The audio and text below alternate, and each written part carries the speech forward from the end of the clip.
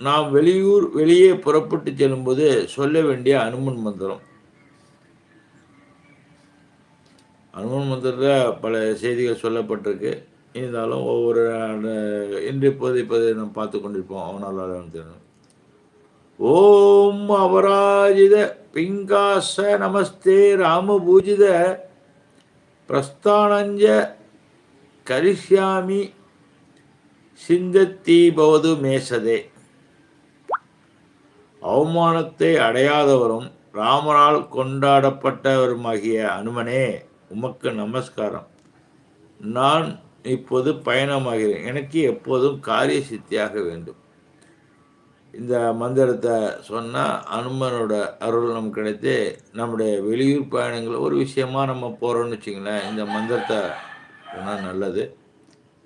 இது அனுமனோட போன காரியம் சித்தியாகும், நல்லது நடக்கும். ஒரு மாப்பிள்ளையோ ஒரு பொண்ணோ பார்க்க போகிறோம், ஒரு செயல் நடக்க போது, ஒரு கடனை வாங்க போகிறோம், ஒரு கடனை கொடுக்க போகிறோம், ஏதோ ஒரு நல்ல செயலுக்காக வெளியூர் செல்லும் பொழுது இந்த அனுமன் மந்திரத்தை சொன்ன நல்லது.